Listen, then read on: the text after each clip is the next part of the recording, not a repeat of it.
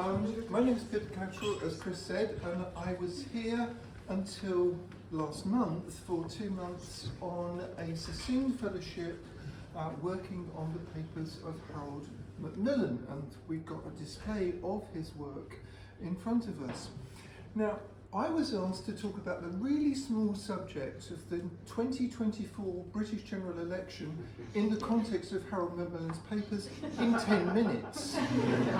So bear with me while I try to accomplish that Herculean task. So my first exhibit is here, and this is the earliest election address from Macmillan that I could find. Now, as you all know, elections start off with someone going out in the pouring rain without an umbrella and then go, we're going to have an election, folks. In 1935, Macmillan wasn't in that position to do that. The only election he fought as Prime Minister was in 1959, which, unlike Sunak, he won with a majority of 100. But then he didn't announce it in the pouring rain. In 1935, this is his election address. The national government won a majority of 250, so they did rather well. But it's very interesting to contrast this with the kinds of language that Macmillan's party, the Conservatives, used this year. The debates between socialism and capitalism are obsolete. What we need is action. War is barbarous. We need to make banks public utilities with limited profits. We need to introduce national control of armaments. The Royal Commission on the subject was sitting at the time. Like many Tory candidates in the election this year, he didn't mention that he was a Tory. He said, I'm a national candidate. But he didn't use all kinds of strange colours, as you can see, in order to try and confuse voters. He talked about the importance of having public utility management of transport, electricity, and some forms of insurance, because we need to provide for national welfare. Reading that, I'm thinking, how has his party changed so dramatically in the last 100 years? He also talks in this about if we want access to overseas markets, we need to reciprocate. I wonder if that's occurred to the Tories now. Which brings me on to his second document. This is from 1962. It's from a publication called the Bromley Tory. He was the MP for Bromley from 1946. And it contains his notes about the application to join the European Economic Community, as it was then called, for the first time, which he'd launched in 1961.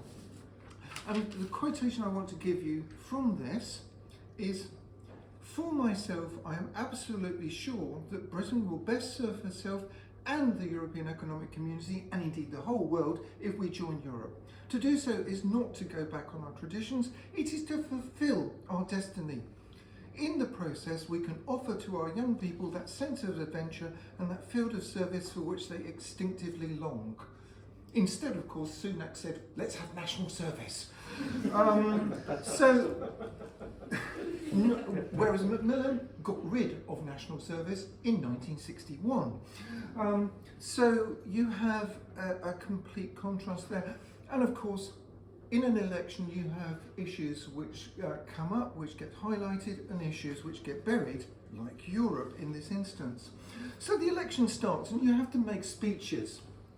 This is a passage from an interview, television interview that Macmillan did in 1975 about how to make speeches. And he's quoting the advice of David Lloyd George. Don't make 15 to 20 points in the speech, make it sound like an academic presentation. Young MPs should only make 1 point in a speech. Note. Particularly for the 300 or so new MPs who've just been elected. The most vital thing in a speech, if you can do it, is the pause. Vary your pace, vary your pitch. Hugh Cecil also told him, be careful with your gestures. Never make a gesture from the elbow. It's a very weak point. Hugh Gaitskell, leader of the opposition to Macmillan, always did it. So there you go. You now know how to make a political speech. The last political speech he made in an election is this one. This is from the generic set of election speeches he made in 1964 when he stood down from the House of Commons after 40 years. In that, he points out that the Tories could claim big improvements in social services and the economy after 13 years in power, something they couldn't do after 14 years in power this year. He also, and this is the passage here, says a year or two of socialism, if Labour win, which they did, then a crisis. Then the socialists would run away and leave the Conservatives to clear up the mess. I think it feels the other way round at the moment, though it's worth bearing in mind, when Labour got in 1964, they did big up the mess that they thought they'd found, nothing compared to now, and that probably made more difficulties for them. The easiest election Macmillan ever fought was here, in Oxford. Not the famous Oxford by-election of 1938, but his election as Chancellor of the University in 1960. And this letter, in it he says, "It was the most agreeable election I've ever taken part in. You're not allowed to issue any election address, to canvass, or to take action of any kind." There's a lot to be said for extending this system, and who could not agree with him? It was in marked contrast to his attempt to be elected rector of Edinburgh University in 1949, where this says, "Macmillan campaign exposed." Macmillan's headquarters was even politically raided. It was kind of like the Watergate scandal, only 20 years earlier. So you have, he'd learnt from that and thought Oxford is a much better place to stand. We then move back to here, so if we could go to the first bit, please, Alex. Now, one of the issues that a recent Prime Minister from Malvern College banged on about a lot is something called trickle-down. And this is a passage that Macmillan wrote in 1947, in which he points out that if you give money to the rich, funnily enough, they might just spend it on themselves. It doesn't necessarily lead to trickle-down. Indeed, it is nonsense to say that more tax will sap enterprise.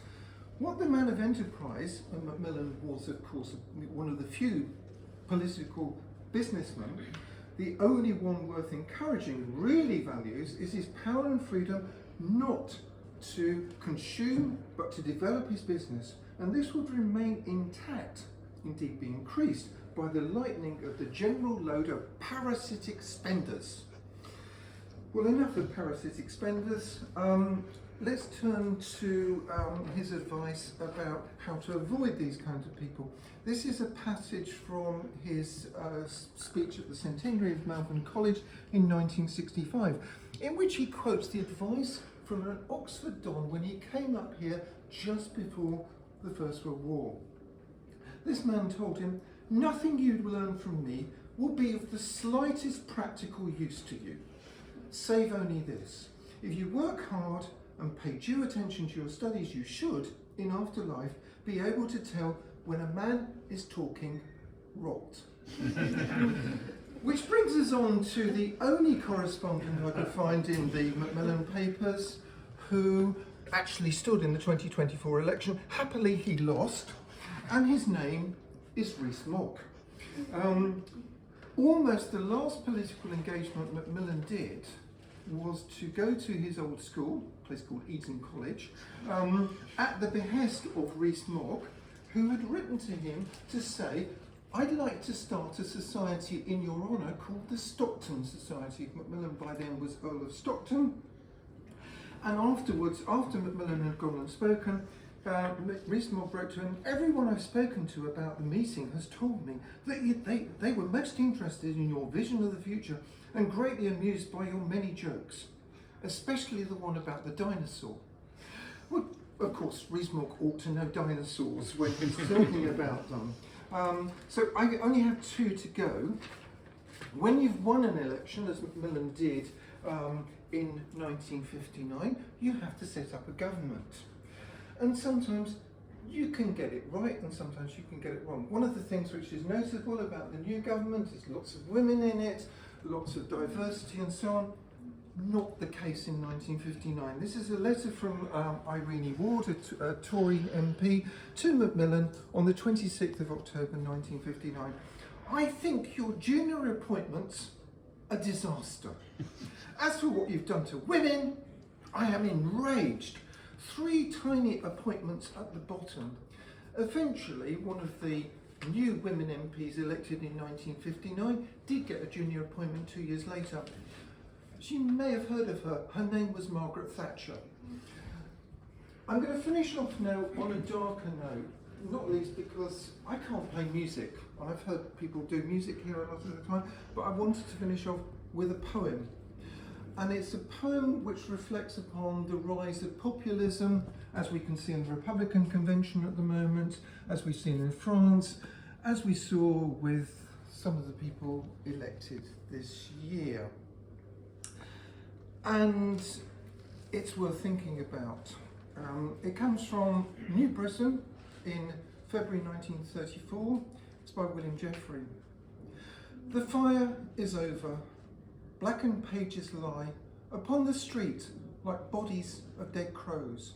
The raging of the brown and shouting rows has ceased. The trombone sounds again. The high swastika floats the rooftops, flouts the rooftops in the sky. To Wotan's Keller the procession goes, and within the boastful tankard flows. A whiff of country air comes sauntering by. A page then flutters from the ashen pyre. One side is white, the letters plain to see. Spinoza runs the title. Tongues of fire had scorched it not. True phoenix it had been. A name that deep respect shall long command, when belted boars have vanished from this land. The first book burning to take place in Nazi Germany after Hitler came to power was on the 6th of May 1933. And during that, this was the burning of Magnus Hirschfeld's Institute for Sexual Wissenschaft. And during that attack, a trans woman died, disappeared. Speaking as a trans woman, this of course touches me nearly. And one of the things which was very striking about the 2024 election was the extent to which we are, and continue to be, thank you West Streeting, an object of attack. And that is my final reflection on the relationship between Macmillan's papers and the 24 election. Thank you very much.